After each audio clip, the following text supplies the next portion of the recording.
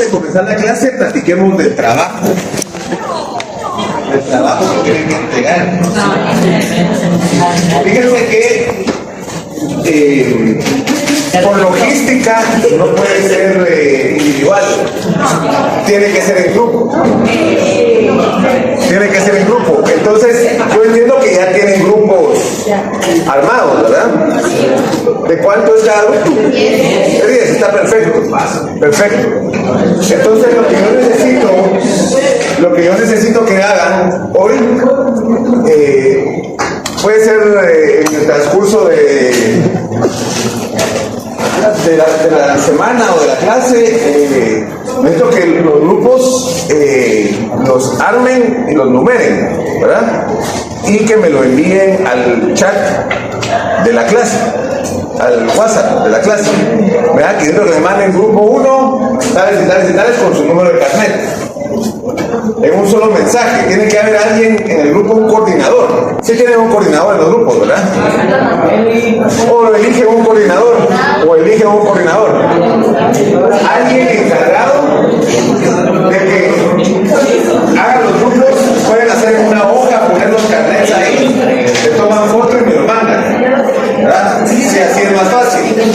O si no, en un mensaje me mandan con cada uno el número de carnet, ¿verdad? Entonces, así me mandan el primero que me mande el grupo va a ser el grupo 1, y así vamos a numerarlos conforme me lo vayan enviando, ¿verdad? Entonces,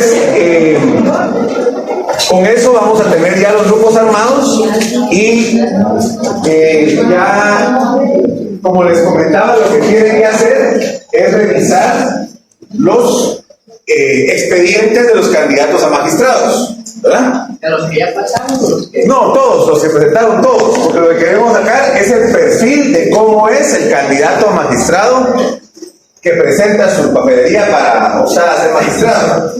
Entonces,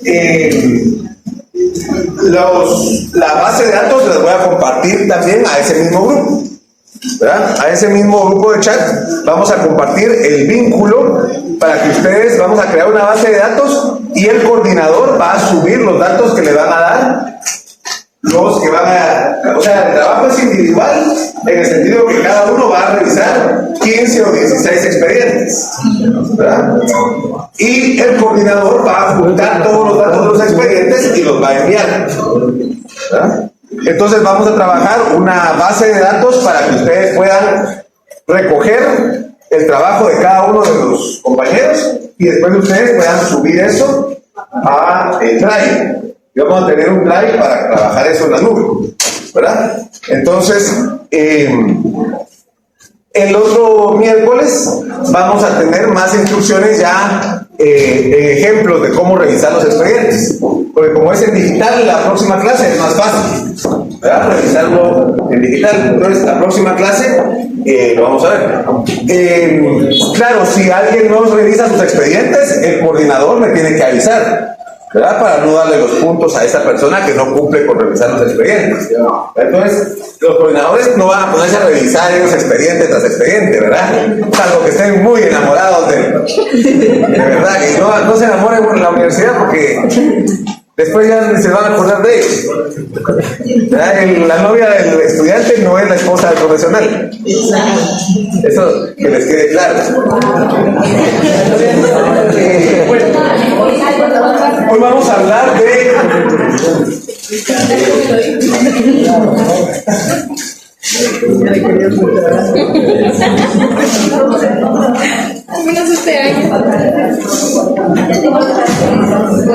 Vamos a hablar de un tema que hoy comenzamos a abordar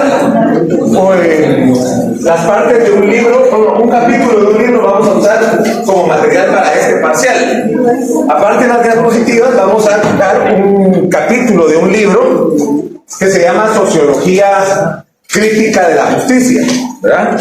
Que es de un autor portugués, que es, yo diría, el mejor sociólogo de la justicia actualmente, que se llama Boaventura de Sousa, ¿verdad? no, portugueses. Este libro yo se lo voy a compartir ahí por el chat, ¿verdad? Vamos a basarnos en las ideas de este libro para revisar el tema de la sociología crítica de la justicia. Y el primer tema que vamos a ver es el de los jueces y el Estado moderno. A ver, partamos de una realidad. El tema de la justicia es el tema que más portadas de los medios, más noticias genera ahora, ¿verdad? Ahora la gente está muy enterada del caso, conoce a los fiscales, conoce a los jueces, a los magistrados, ¿verdad? Los ama o los odia. Yo recuerdo que en el 2015, cuando daba esta clase, los jóvenes estaban muy emocionados con la CICIG en ese tiempo, y muchos de mis alumnos salieron a manifestar para que cayera Otto Pérez. No sé si ustedes lo hicieron, creo que estaban muy jóvenes.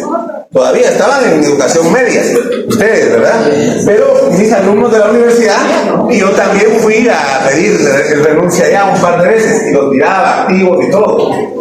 Porque el tema de la justicia estaba en ese momento más que ahora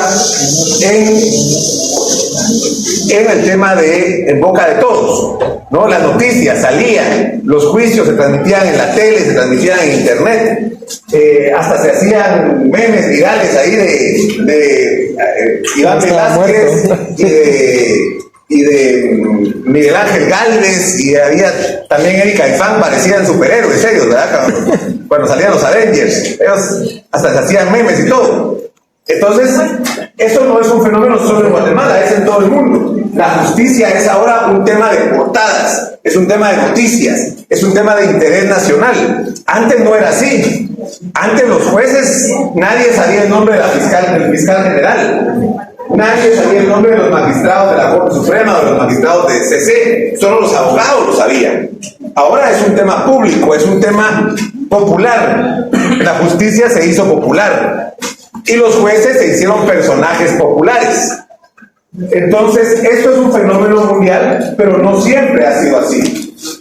El rol que juegan los jueces ha ido cambiando en relación a cómo ha ido cambiando el Estado también. Y vamos a hacer un breve repaso histórico hoy sobre cómo ha cambiado el rol de los jueces de acuerdo a cada Estado. Cuando hablamos de Estado moderno, y eso ustedes seguramente lo vieron en Teoría del Estado, el Estado siempre tiene miles de años de existir. Tiene miles de años de existir el Estado como tal, como la organización política, social, que tiene un territorio, una población. Podemos hablar de estados antiguos orientales, por ejemplo, el antiguo egipcio, la antigua Babilonia, China, pero no es de ese tipo de estado del que vamos a hablar hoy. Vamos a partir de lo que se conoce como el Estado moderno, y el Estado moderno comienza con el Estado liberal. Este primer Estado se llama Estado liberal clásico.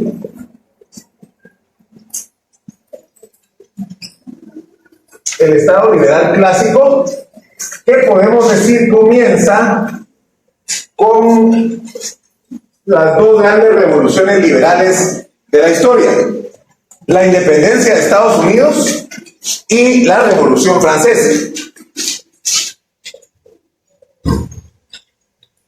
1774 comienza más o menos, y la otra Revolución Francesa 1789, ¿verdad? Pocos años de diferencia en dos procesos históricos que cambiaron la forma como entendemos el Estado. ¿Por qué? Porque antes de esas dos revoluciones lo que había eran estados monárquicos, donde el rey tenía todo el poder. Los jueces dependían del rey. No había un congreso independiente. Habían a veces congresos formados por la nobleza, pero el rey era el que concentraba todo el poder. Entonces, en esta fecha, la independencia de Estados Unidos y la Revolución Francesa son las primeras dos estados modernos liberales y se caracterizan por una serie de elementos fundamentales. En primer lugar, fue la independencia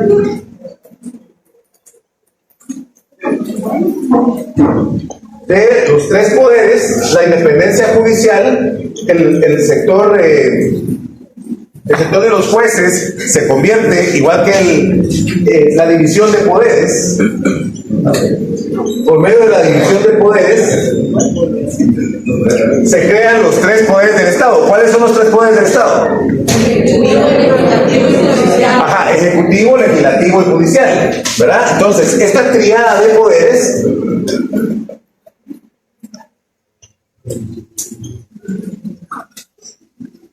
de los tres poderes estos se crean, se dividen, tienen su propia organización cada uno de ellos, ¿verdad? Pero era un estado pequeño, era un estado que no se metía mucho en los temas de políticas públicas, ¿verdad? Era un estado que básicamente lo que hacía era emitir orden y justicia, ¿verdad? Este primer estado, el sector justicia era el más débil. Era un estado de justicia débil porque los jueces se metían solo en conflictos de carácter individual. Conflictos individuales.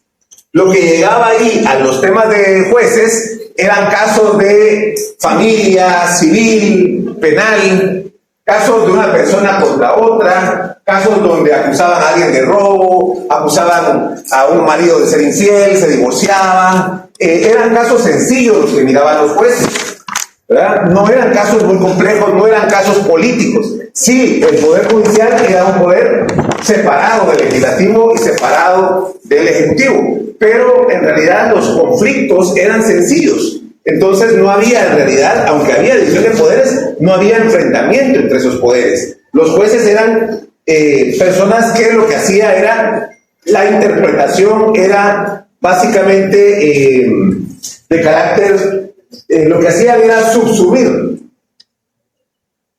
los conflictos en la norma, ¿verdad? Que es la forma más básica de hacer justicia.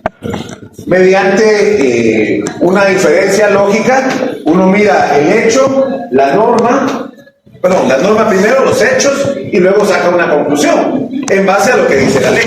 Justicia civil, así se hace; justicia penal, así se hace, que era lo principal que se veía en ese tiempo; justicia de familia, ¿verdad? Entonces, en esta primera etapa, que fue bastante larga, porque el Estado liberal clásico, podemos decir que comienza en estos años y termina aproximadamente en 1914, ¿verdad? Con la Primera Guerra Mundial. Los países en su mayoría eran así.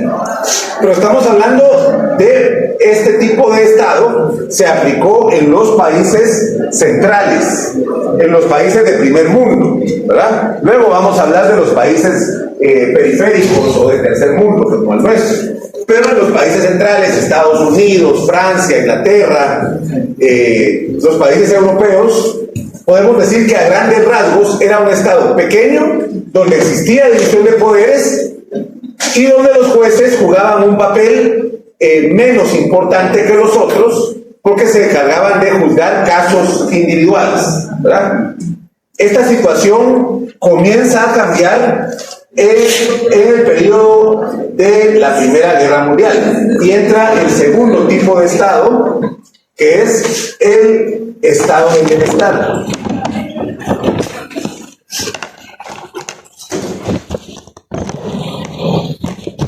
En el Estado de bienestar cambia mucho la forma de ser del Estado.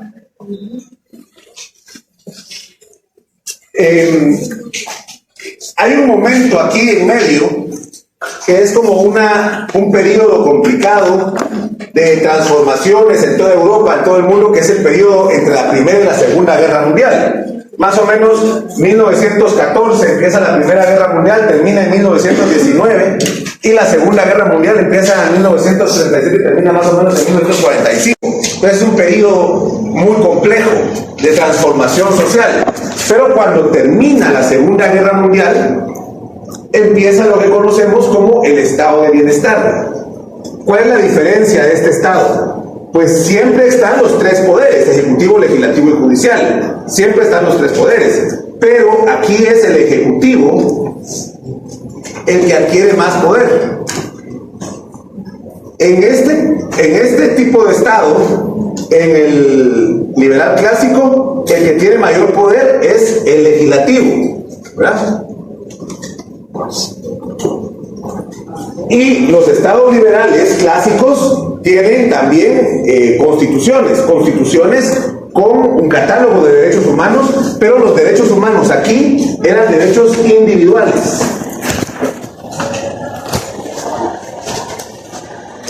Libertad de acción, libertad de emisión del pensamiento, libertad de empresa, derecho a la vida, derecho a no ser torturado, derecho al debido proceso. Todos estos derechos aparecen en este tipo de Estado liberal clásico.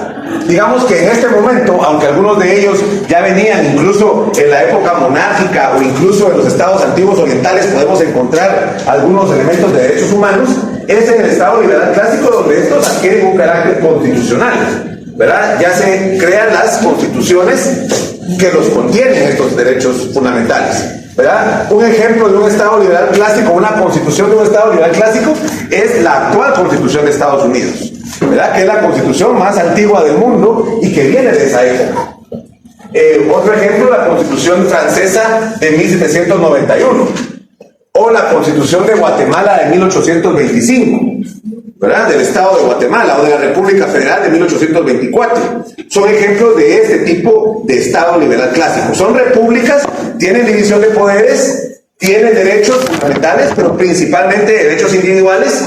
Y lo más importante en ese sentido es el Congreso. El legislativo adquiere un poder importante. En cambio, en este estado de bienestar, que podemos decir que se consolida a partir de 1945, después de la Segunda Guerra Mundial, ahí es donde comienza a tener mayor preponderancia el ejecutivo. Y ya aparecen otros derechos. Se crean nuevas constituciones que mantienen los derechos individuales. Pero aquí ya aparecen los derechos económicos y sociales, ¿verdad? Ahí aparecen los derechos económicos y sociales. Por cierto, el curso que tienen después es de derechos humanos, ¿verdad? Sí. El que les da derechos humanos fue magistrado de la Corte Suprema de Justicia, ¿verdad? Sergio Pineda. Bueno, los derechos económicos y sociales, ¿cuáles son? ¿Ya lo vieron en derechos humanos? ¿Todavía no? Va. Entonces son derechos laborales, derecho a la salud, derecho a la vivienda, los derechos a la educación. Son colectivos, ¿verdad? Los derechos colectivos, económicos y sociales. No colectivos propiamente. Es que los derechos colectivos son otros. Pero los derechos económicos y sociales son derecho al trabajo, derecho a salud, educación, seguridad, ¿verdad? Estos son los derechos económicos y sociales. Estos aparecen en esta época y aparecen las primeras constituciones que tienen esos derechos. Bueno, aparecen un poco antes, pero como les digo, ese momento fue complicado, este momento de entreguerras. Entonces aparecen antes, ¿verdad? La primera constitución donde aparecen los derechos laborales es la Constitución Mexicana de 1917. ¿Verdad? Pero después ya se van creando casi toda una generación de constituciones donde ya se encuentran estos derechos. La de Guatemala de 1945 es una de ellas, aunque ya habían aparecido en las reformas constitucionales de 1921. Porque las constituciones se dan por camadas. Así como en el Estado liberal clásico, después de estas constituciones aparecen todas las demás de los países que se van independizando o de los países que van cambiando su régimen. En este momento también aparecen otras constituciones de otros países a partir del 45 para adelante. Podemos decir que la mayoría de países europeos crean nuevas constituciones donde aparecen estos derechos económicos y sociales, y también en América recibimos la influencia y empezamos a aprobar constituciones que contienen estos derechos económicos y sociales. Pero aquí por eso es que el Ejecutivo adquiere mayor protagonismo, porque cuando se establece el derecho a la salud, por ejemplo, como un derecho humano, los gobiernos tienen que crear hospitales, tienen que crear una gran cantidad, invertir mucho dinero para crear hospitales. Cuando se establece el derecho a la educación, los gobiernos tienen que gastar mucho dinero en escuelas, en algunos casos universidades públicas, ¿verdad? Sistemas de seguridad social se crean, entonces por eso el Estado aquí crece, es un Estado grande. Este era un Estado pequeñito, donde como no habían estos derechos, entonces el Estado no tenía que invertir mucho dinero. Pero cuando se van creando los derechos, se va viendo la necesidad también de gastar dinero.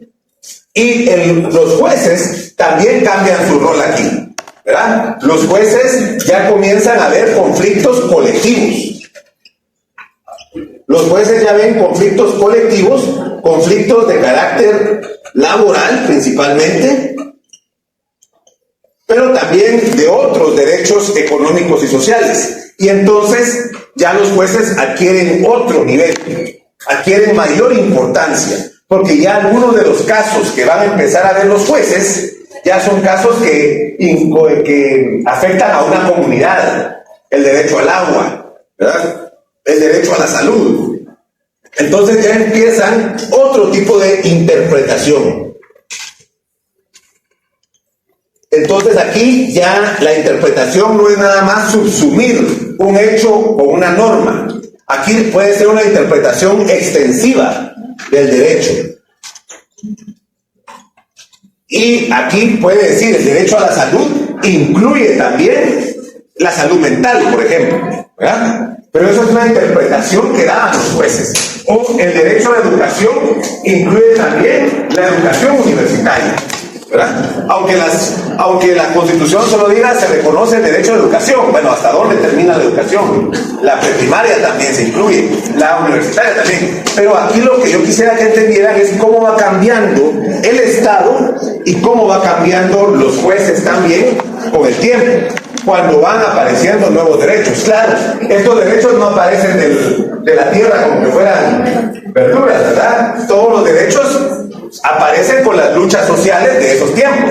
En este caso, los sindicatos comienzan a luchar por los derechos laborales, las mujeres comienzan a exigir su derecho al voto, ¿verdad? La gente empieza a exigir salud, educación, seguridad, ¿verdad? Aquí la gente lo que quería eran elecciones, era quitarse a los reyes y poder elegir a sus gobernantes. Aquí la gente quiere algo más, ¿no?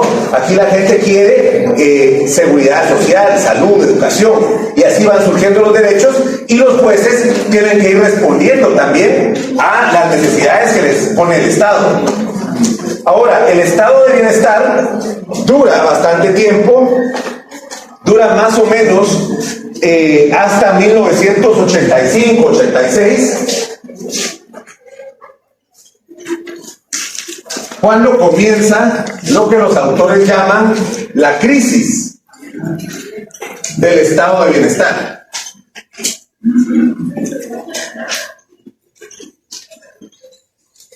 El estado de bienestar es una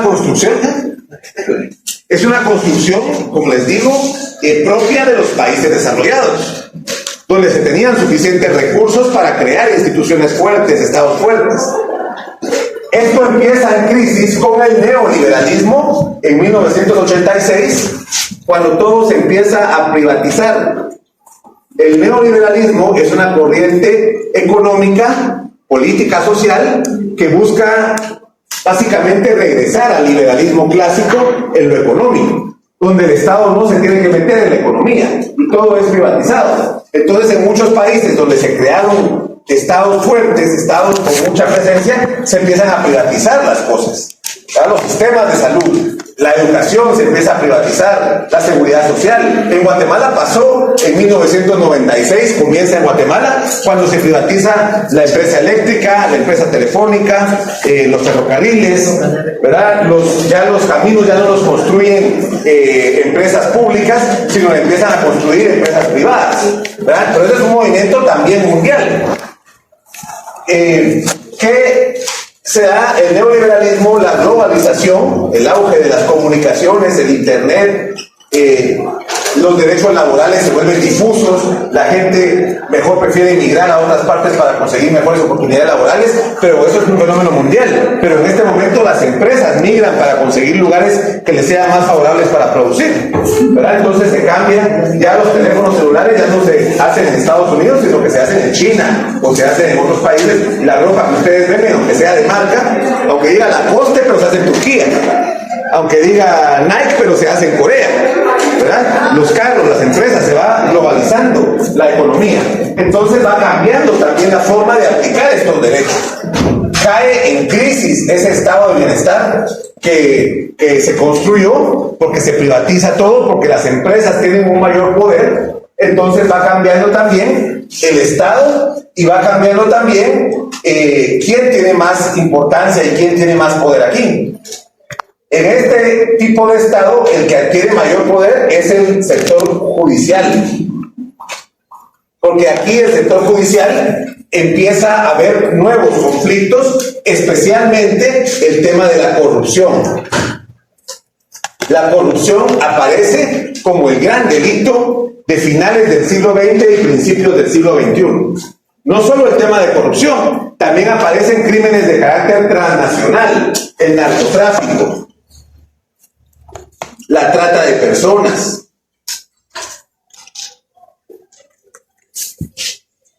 Crímenes que abarcan muchos países, ¿verdad? Entonces, el sector justicia tiene que enfrentar estos crímenes.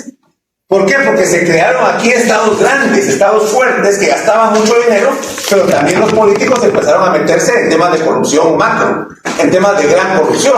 Y aquí esto llega y se judicializa. Entonces son los jueces aquí los que enfrentan la gran corrupción, y al enfrentar la gran corrupción, los jueces se pueden enfrentar al poder ejecutivo o al poder legislativo.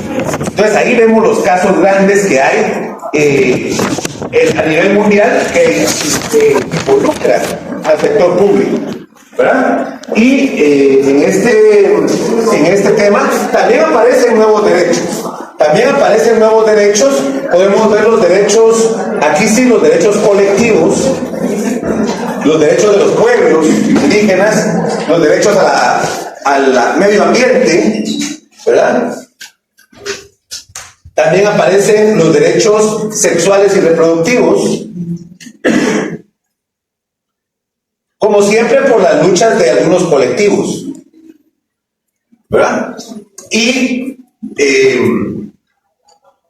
esto hace que el Poder Judicial entre a discutir directamente contra los mismos, incluso contra los mismos poderes del Estado, ¿verdad? En este momento, en los países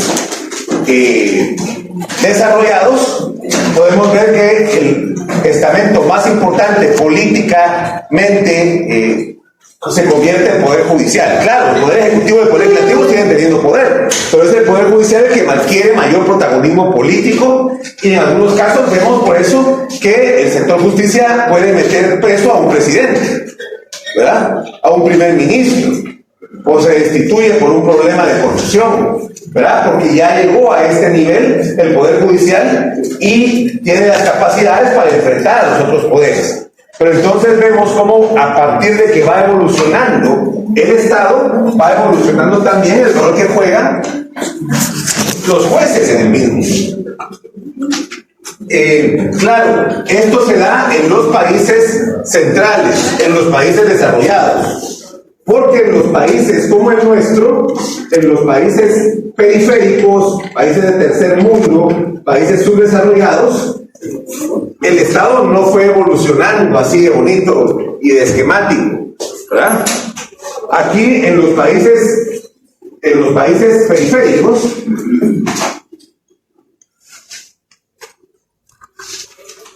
básicamente hay dos tipos de Estado. El Estado liberal, pero entre comillas liberal, digamos, un Estado que tuvimos todos los países la mayoría de países americanos, que dejamos de ser una colonia española pero también en África, los países que dejaron de ser una colonia francesa o belga, lo que encuentran son estados bastante débiles, y aquí lo que hay es un caudillismo. Sí se reconocen los derechos, se reconocen derechos, pero no se llevan a la práctica.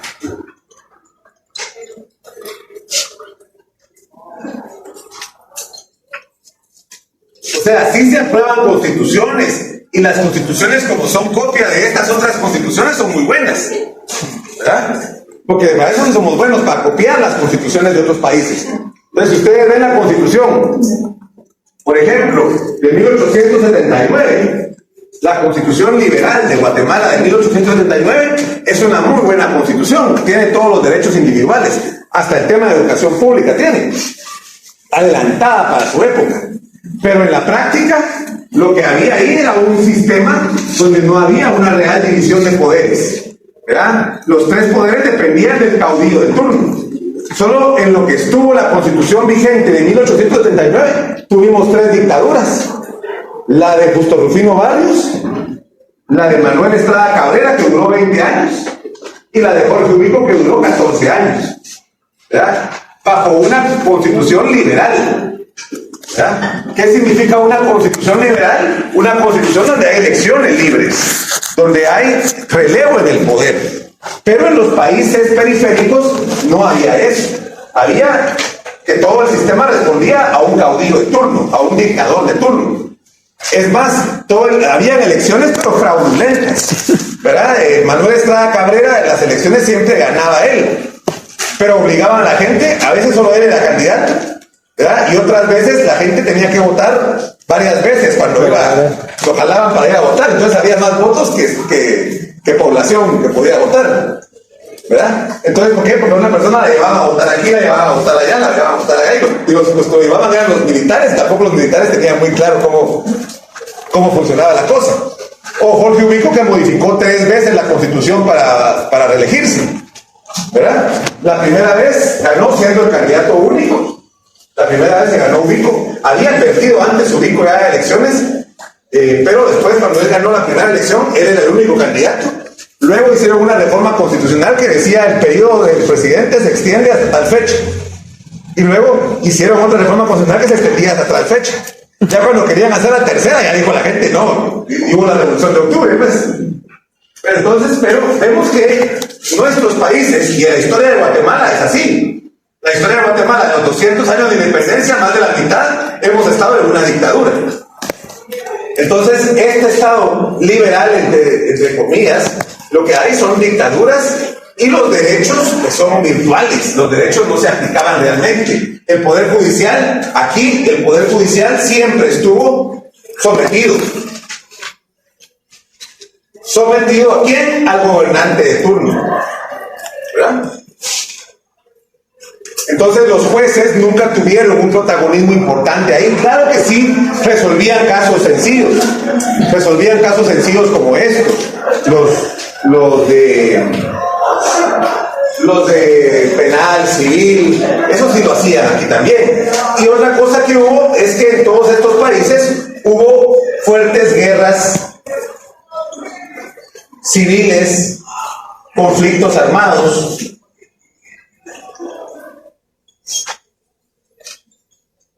Claro, en todos los países centrales también tuvieron su guerra, y sobre todo guerras entre ellos, eso es cierto, ¿verdad? Pero en estos países lo que hubo, por lo general, fueron guerras que socavaron mucho la institucionalidad interna de los países. Estados Unidos solo tuvo una guerra, la guerra de secesión, ¿verdad? Poco tiempo después de haberse convertido en un país independiente entre el norte y el sur, para ver qué modelo económico, político predominaba, si el liberalismo o el modelo conservador. Y ganó el liberalismo, y también tiene que ver con la libertad de los esclavos, pero más que todo con un modelo económico. En nuestros países, los liberales y los conservadores se mantuvieron en guerra entre ellos, ya muy de entrada, digamos, en su historia. Y además, las dictaduras y los caudillismos. En Estados Unidos siempre han habido elecciones, ¿verdad? En Francia, Inglaterra, más o menos han habido siempre elecciones, aunque hay enfrentamientos internos o con otros países, pero la institucionalidad se mantiene.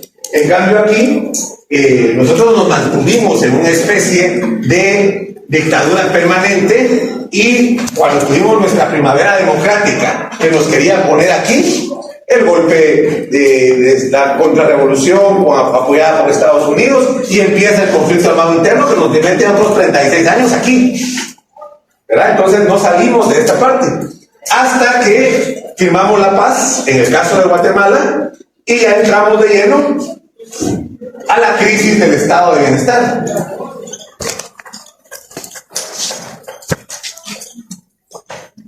Pero con la diferencia de que no tuvimos estado de bienestar, no tuvimos esta parte, un estado fuerte, ¿no? Sino que nos pasamos de una etapa directamente a la otra. Y aquí tenemos los mismos problemas de todos los demás países del mundo: neoliberalismo, globalización, corrupción, narcotráfico, crimen organizado, ¿verdad? Pero con un poder judicial muy débil, porque el poder judicial nunca tuvo su proceso evolutivo, ¿verdad? Y llegamos aquí con un salto, digamos, de un estado judicial sometido a un estado judicial, a un poder judicial que le queremos pedir que haga todo esto que hacen aquí, que combata la corrupción, que combata el narcotráfico, que se pelee con el sector político, ¿verdad? Pero un poder judicial, en este caso, débil. Como vamos a ver en las próximas clases, es un poder judicial que nunca tuvo un desarrollo histórico, económico adecuado, ¿verdad? Hay otro fenómeno que pasa en la crisis del estado de bienestar, tanto en un país desarrollado como en un país subdesarrollado, y es la privatización de la justicia.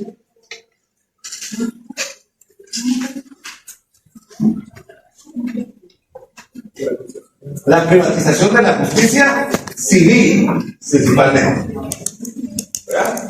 ¿Y qué significa esto? Que los grandes conflictos civiles, mercantiles, ya no se arreglan en los tribunales, ya se arreglan en los arbitrajes, en los centros de arbitraje internacional especialmente, ¿verdad? Y esto es un tema muy importante porque por eso las universidades privadas están invirtiendo mucho en el tema de arbitraje. Ya los alumnos, parte de su pensum es el arbitraje. En cambio aquí nosotros no miramos el arbitraje hasta que ya estamos en el privado. Ahí sí estudian la ley de arbitraje, le dicen a uno. Ya, bueno, el año pasado se hizo el primer congreso de arbitraje de la San Carlos y han salido buenos expositores para arbitraje. ¿Por qué? ¿Qué significa la privatización de la justicia? Que los conflictos civiles grandes ya no los mira un juez. Ustedes no van a ver en el sistema de justicia ahora una demanda entre la empresa Bayer contra la empresa Pfizer, por ejemplo, por medicinas. Eso se va a ir a un arbitraje internacional. Un tema de marcas muchas veces ya no se va a un sistema de justicia civil, porque ahí se va a tardar 20 años en resolverse. Se va a ir a un centro de arbitraje, donde se va a agilizar, pero eso sí, tienen que pagar para que se les aplique la justicia. Las grandes demandas contra los estados que dan las empresas se van a los centros de arbitraje. Y ahí es otra deficiencia para los estados como los nuestros, estados subdesarrollados, que las grandes empresas transnacionales ahora se enfrentan a un estado y lo llevan a arbitraje internacional, ¿verdad? Con justicia privada, y ahí ganan las grandes empresas, ¿verdad? Porque ahí gana el que más paga, el que paga los mejores abogados, el que paga los mejores árbitros, ¿verdad? Y en Guatemala pues no tenemos tan buen arbitraje, tenemos que recurrir a contratar empresas internacionales. En cambio estas grandes empresas transnacionales ya tienen sus abogados top para arbitraje, que solo eso saben hacer, ¿verdad?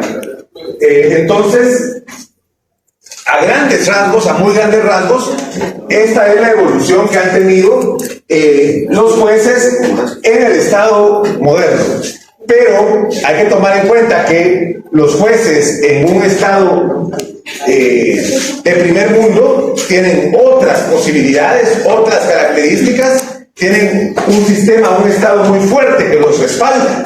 En cambio, los jueces en los estados subdesarrollados como el de nosotros, cuando quieren empezar a investigar el poder, cuando quieren enfrentarse al poder político, los jueces son perseguidos, los jueces son asesinados, los jueces son exiliados, como está pasando en Guatemala actualmente, ¿verdad? Que tenemos un sistema de justicia cooptado y como un péndulo el sistema de justicia en Guatemala. En un momento está en una parte del aspecto político ideológico y hacen su cosa lo que quieren estos, y luego se va al otro lado y hacen su cosa lo que quieren estos otros, y hay un revanchismo político, y ahí se persiguen más por cuestiones ideológicas que por cuestiones judiciales reales, ¿verdad? Entonces,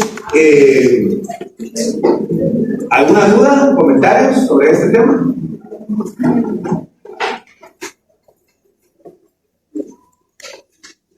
¿No? ¿Sí? Tengo una pregunta. Cuando usted habló de esta información que fue en 1914, ¿a qué año dijo?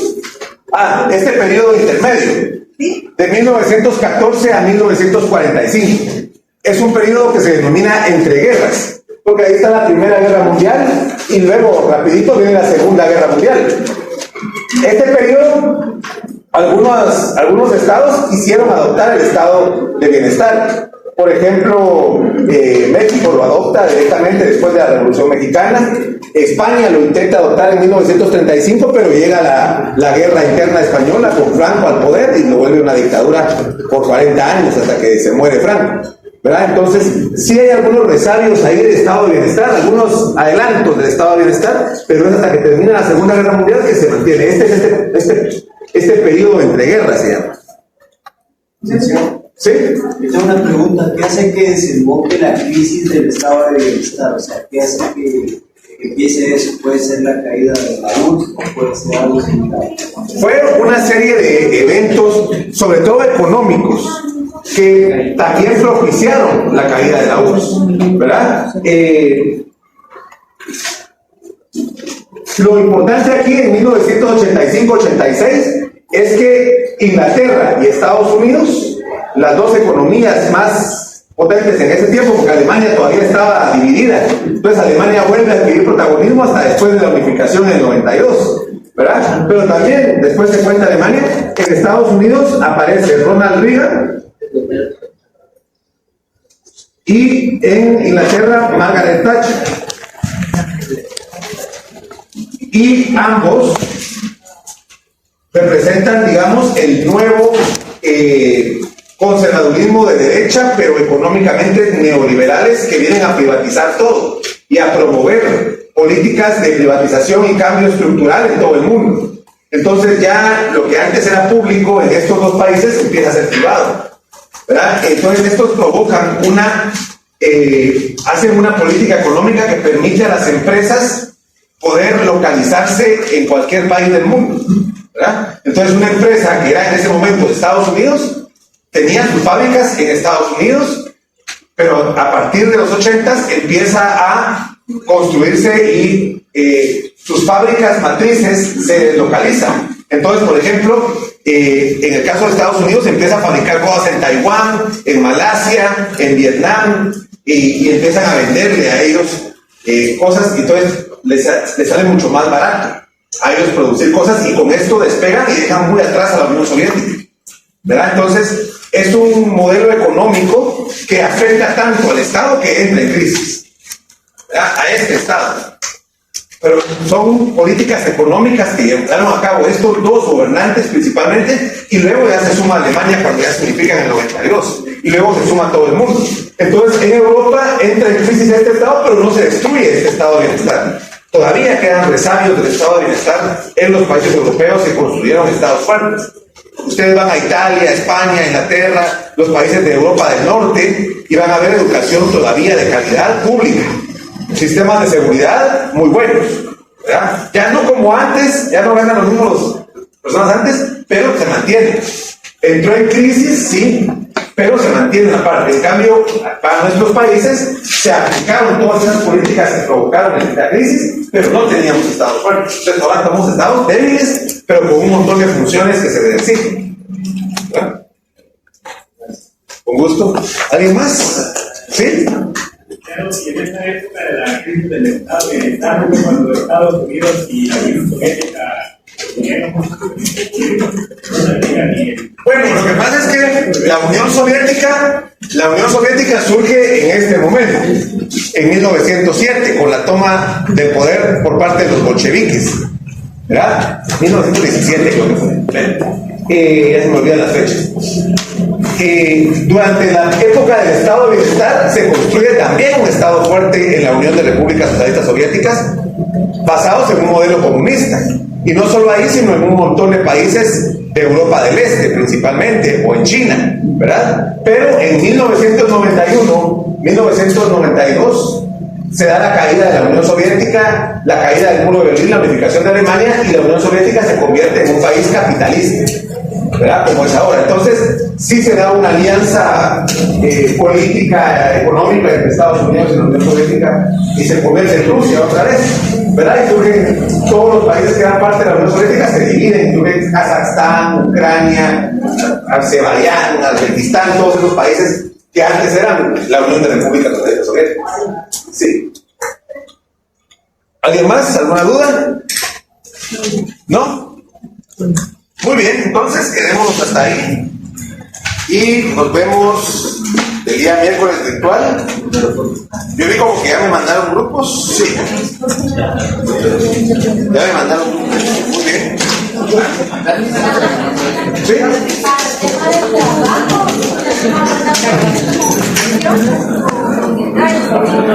¿Sí? Sí, vamos a trabajar con los primeros.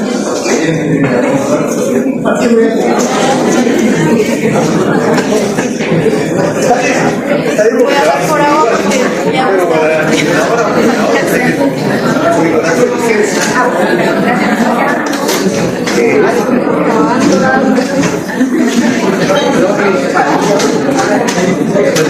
ya